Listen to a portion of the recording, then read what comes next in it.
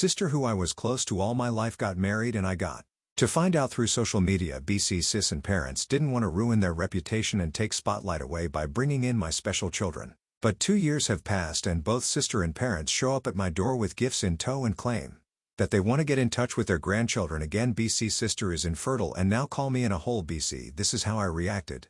I never imagined I would be in this situation and the people who were supposed to be closest to me would be the ones to hurt me the most. I'm here ranting about what I've been through, hoping you guys will have some suggestions for me. Growing up, my oldest sister and I were inseparable.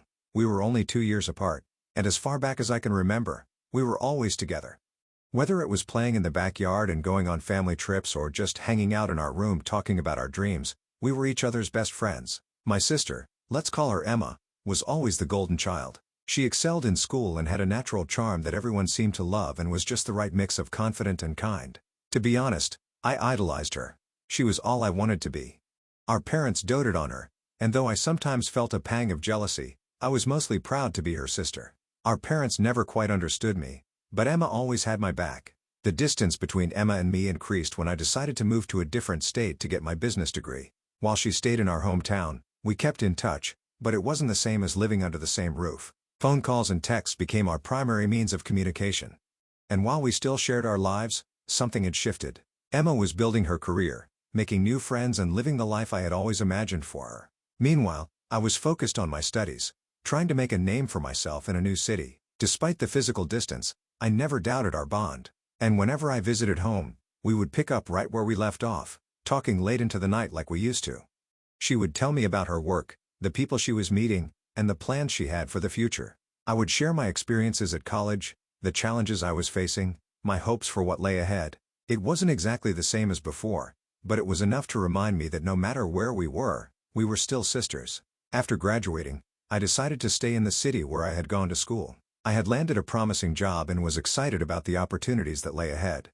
Emma, on the other hand, had started dating someone seriously back home, a man named Mark. She spoke about him often, and it was clear from the way she talked that she was smitten. I was genuinely happy for her. After all, she deserved someone who could appreciate her brilliance. Meanwhile, my own life was taking a turn I hadn't anticipated. I met Jack at a work event, a kind-hearted man with a smile that could light up a room. We hit it off immediately, and before I knew it, we were spending almost every weekend together. Jack was everything I didn't know I needed. He was patient, understanding, and supportive in ways I had never experienced before. He made me feel seen, appreciated and loved. Our relationship moved quickly and within a year, Jack proposed. I was over the moon and couldn't wait to share the news with Emma. She was happy for me, of course, but there was a subtle shift in our conversations after that. It was as if our roles had started to change. She was no longer just my big sister. She was also someone who had her own life, her own responsibilities and her own plans that didn't always include me. Jack and I got married and things were going pretty smoothly. Then came the biggest change of all, starting a family. We were eager to become parents, and when I found out I was pregnant, it felt like everything was falling into place. We were blessed with a beautiful baby boy who we named Ethan. However, as he grew older, we noticed he wasn't hitting his milestones. After numerous tests and doctor visits, Ethan was diagnosed with autism at the age of 3. Our lives changed dramatically. We poured all our energy into providing Ethan with the best care and support possible. It was challenging, but we were determined to give him the best life we could. 2 years later, we had our daughter, Esther. She too was diagnosed with autism, though her symptoms were less severe than Ethan's. Raising Ethan and Esther required more than just love and patience. It demanded time, energy, and resources that stretched us to our limits. We adapted our lives to meet their needs, attending countless therapy sessions, advocating for their education, and creating a home environment where they could thrive. It was exhausting, but it was also deeply rewarding. Every small victory, every milestone they reached felt like a triumph. But as our family grew closer, my distance from my parents and Emma increased. She would call occasionally, but our conversations were brief and often superficial. She never visited, and when I did manage to visit home, the interactions with her and our parents felt strained. It was as if they didn't know how to relate to me anymore, or worse, didn't want to. I could sense their discomfort around Ethan and Esther, the way they struggled to engage with them or understand their needs. It hurt.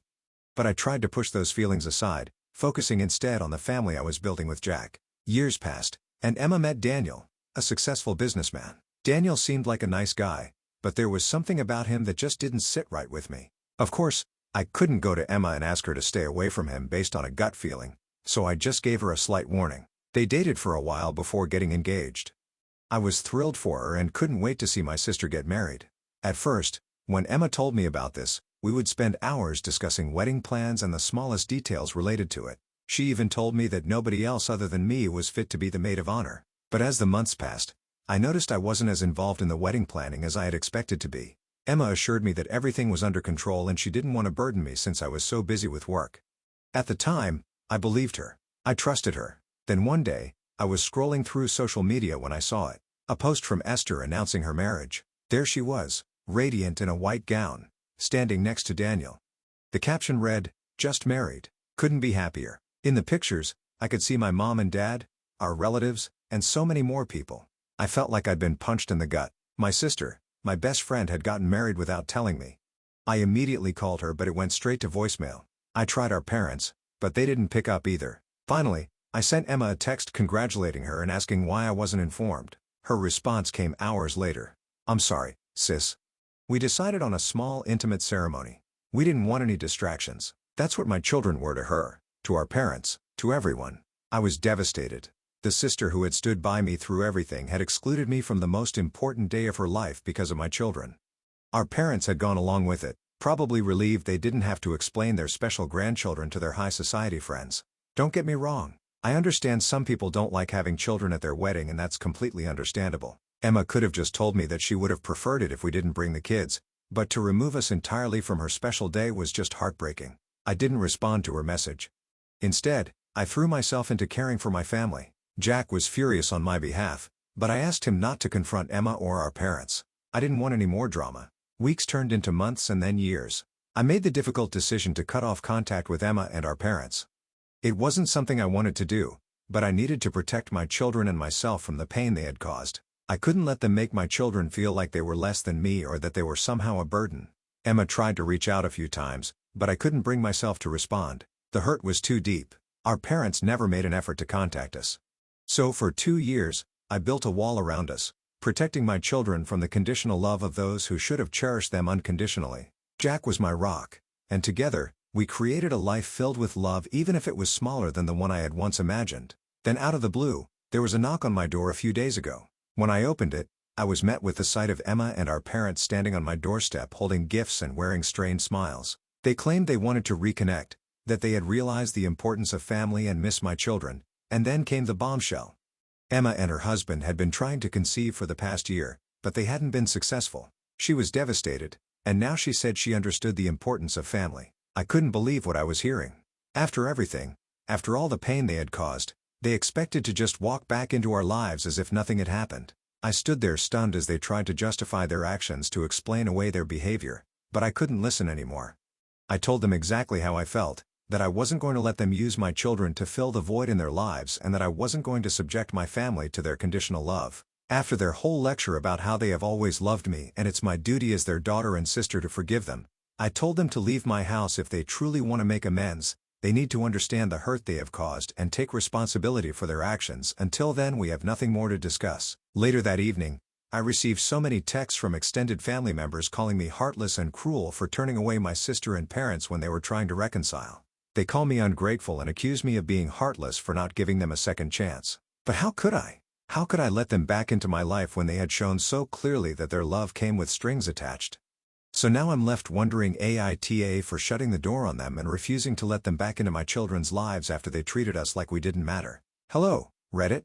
I have been reading all of your comments, and it has really been a ray of light in these dark times. It's been 3 days since the confrontation with Emma and my parents, and I can barely keep up with the storm it's unleashed. It's as if our encounter sent shockwaves through the entire extended family, and now everyone has something to say about it. The messages started pouring in the day after they showed up at my door. First, it was my Aunt Sharon, who I used to be close with before everything fell apart. She called me out of the blue, and I naively thought that she might actually be calling to see how I was holding up. Instead, I was met with an hour-long lecture on the importance of family, forgiveness, and how I was being unreasonable for turning them away. Her exact words were, "They've made mistakes, but they're your family and you have to give them another chance. You'll regret it if you don't." I tried to explain that this wasn't just about forgiveness, that it was about protecting my children from people who had already hurt them once. But she didn't want to hear it. She kept insisting that family is family and that I was being too harsh. By the time I got off the phone, I was drained and more confused than ever. But Aunt Sharon wasn't the only one with an opinion. Soon, other relatives I hadn't spoken to in years were chiming in, mostly through social media or text messages. They all seemed to have a similar message. I was being cruel. I needed to find it in my heart to forgive, and I was risking isolating myself from the family for good. They didn't seem to understand, or maybe they just didn't care. The forgiveness doesn't mean putting my children in a position to be hurt again. And if that wasn't enough, Emma has been texting me nonstop. The messages range from tearful apologies to guilt trips that twist the knife even deeper. "I'm so sorry," she keeps saying. "I've changed. I didn't understand before, but now I do. Please just give me a chance to make things right." I wanted to believe her. A part of me still wants to go back to the sisterly bond we once had. But I can't shake the nagging doubt that if she hadn't found out she was infertile, she never would have reached out. Would she have come to my door with gifts and apologies if she could have children of her own? Or would she have continued living her life blissfully unaware of the pain she caused? My parents, on the other hand, have been completely silent. Not a single call, text, or message from them. At first, I was relieved, thinking that maybe they were reflecting on their actions, but now the silence is starting to gnaw at me. Are they too ashamed to reach out, or do they simply not care enough to try? Jack has been my rock through all of this. He's stepped up even more than usual, handling the kids' routine so I can have some space to process everything. He's been patient and understanding, never pushing me to talk before I'm ready. Ever since my parents visited and threw the whole tantrum, Ethan has been a little under the weather, and Jack is the only one able to calm him down after his meltdowns. The meltdown was a stark reminder of how much my children have been affected by all this. Ethan is incredibly sensitive to tension, and he's been picking up on the stress in the house. I've tried to shield him and Esther from the worst of it, but it's impossible to completely hide my own anxiety and frustration. As I sat with Ethan holding him close after his meltdown, I was hit by the realization of how much my family had missed out on.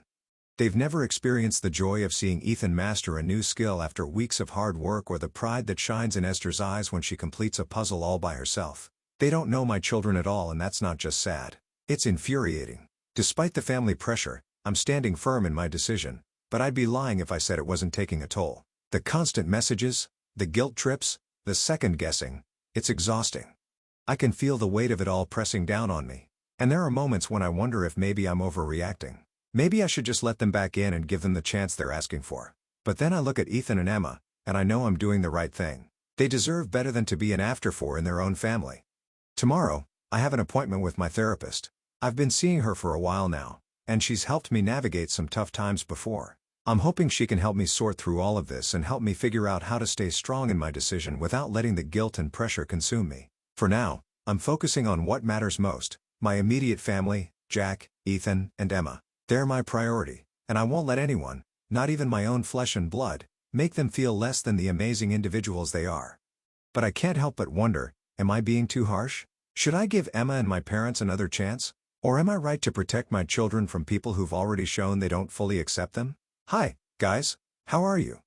A lot has happened in the past few days, and I never anticipated the dramatic twist that yesterday brought. I was going about my usual routine, picking up Esther from her special education class, when everything changed in an instant. As I walked through the school parking lot, there she was, Emma, leaning against her car, looking nothing like the composed sister I once knew. Her eyes were swollen and red, her hair unkempt, and her expression was one of utter despair. The sight of her, so vulnerable and broken, caught me completely off guard.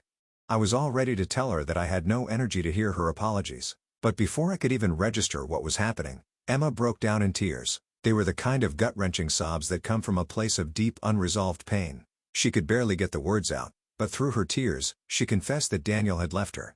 Apparently, he couldn't handle the strain of their ongoing fertility issues and had been having an affair with his secretary. To make matters worse, he had moved out the day before, leaving Emma completely devastated and alone. I was stunned. Despite everything that had happened between us, seeing my sister in such agony struck a chord deep within me. The years of hurt and betrayal seemed to momentarily fade away, replaced by an overwhelming wave of sympathy. At that moment, I also regretted not expressing my doubt about Daniel, which I had felt years ago. Without even thinking, I hugged her tightly as she cried on my shoulder, just like we used to do when we were kids, comforting each other through life's hardships. After what felt like an eternity, we managed to pull ourselves together enough to head to a nearby cafe. Esther was easily occupied while I sat across from Emma, who looked like she was barely holding herself together. As we sipped our coffee, Emma poured out her heart, telling me about the whole incident. Emma said that she had been feeling alone ever since she got to know that she couldn't have kids. Mom and Dad were trying to hide the fact that they had put their heart and soul into supporting her and now she couldn't give them grandkids. It was apparently their idea to knock at my door 2 years later because they took Emma's infertility as a reminder to focus on their other daughter. Daniel had made his disapproval clear ever since the minute he got the news. He said many outrageous things to Emma like she couldn't do the one job she had and all these years he provided for her to get nothing in return. Even though my relationship with my sister wasn't the best, I still wanted to knock some sense into this guy's head for talking to Emma like that. What made me sadder was that Emma had made this elaborate dinner plan to impress him and caught him in the act with his secretary in his office. She kept apologizing profusely for everything that had happened, the wedding, the years of silence, and showing up out of the blue with our parents. She confessed that she had been jealous of the family I had built even with the challenges we faced. She admitted that she had been so consumed by our parents' obsession with appearances that she had lost sight of what really mattered. Listening to her, I felt a mix of emotions. On one hand, I was relieved that she was finally acknowledging the pain she had caused. On the other hand, I couldn't help but wonder if she would have ever reached out to me if her life hadn't fallen apart. I couldn't shake the feeling that her sudden interest in reconnecting with me and my family was driven more by her desperation than genuine remorse. Emma went on to explain how our parents' expectations had shaped her life, and how being the perfect daughter had warped her priorities and led her to make choices that hurt the people she loved most. It didn't excuse her actions, but it did help me understand them better. We talked for what felt like hours, and by the end of it, I could see that she was truly remorseful. She wanted to make amends, to be a part of my life and the lives of my children again. We made tentative plans for her to come over for dinner next week. I made it clear that this was a trial run and that rebuilding our relationship would take time and effort on her part. It was a small step, but an important one. I knew that if we were going to move forward, it had to be on my terms with the well-being of my children as the top priority. When I got home and told Jack about the encounter, he was supportive, but also careful. He understood why I wanted to give Emma a chance, but he also didn't want to see me get hurt again. We agreed to take things slow and to always put our children's needs first. The last thing we wanted was to expose them to more pain and disappointment. Later that evening, I received an unexpected call from my parents. They had heard about Emma's divorce and wanted to know if I had seen her. I told them about our conversation, and for a moment, there was silence on the other end of the line. Then, to my surprise, my father admitted that they had made a lot of mistakes. It wasn't quite an apology, but it was more self-awareness than I had ever heard from him before. We talked for a while, and for the first time in years, it felt like my parents were really listening. They asked about Ethan and Esther and showing genuine interest in their lives and challenges. My mother even asked for resources to learn more about autism, something I never thought I would hear from her. I have some hope because of these developments, but I'm not naive. Real change takes time and effort. I've made it clear to both Emma and my parents that if they want to be a part of our lives, they need to accept the love Ethan and Esther exactly as they are. There can be no more judgment, no more trying to mold them into something they're not. The situation has taught me so much about the complexity of family relationships, about forgiveness, and about the importance of standing up for what's right. It's not going to be an easy road, and there will undoubtedly be setbacks along the way. But I'm hopeful that with time, we can build something better. A family based on love, acceptance, and understanding rather than appearances and expectations. Hi, guys. I'm back with another update, which I'm pretty sure is the last one. It's been a while since my last update, and so much has happened that I hardly know where to begin. The emotional roller coaster of reconnecting with my family has been intense, but also unexpectedly rewarding. I feel like I'm slowly piecing together the broken fragments of our past and creating something stronger and more resilient. As planned, Emma came over for dinner last week. To say I was nervous would be an understatement. Jack and I spent days preparing the kids, explaining that their Aunt Emma was coming to visit and that things might be a little different this time. We didn't know how they would react, especially given their sensitivity to changes in routine and new social situations.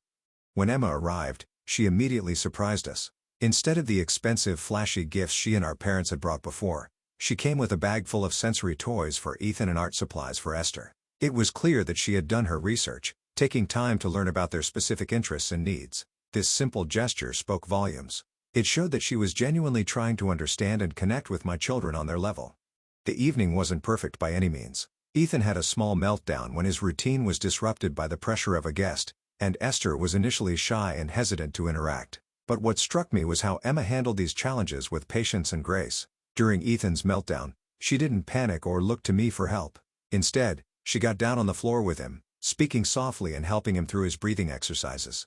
It was a sight that filled my heart with a mix of emotions, relief, pride, and optimism that maybe my sister was really trying to change. With Esther, Emma didn't push her to engage. She simply sat quietly at the table drawing with the art supplies she had brought until Esther felt comfortable enough to join her. It was a small, almost subtle moment, but it was meaningful. I could see glimpses of the sister I used to know, kind, empathetic, and full of love.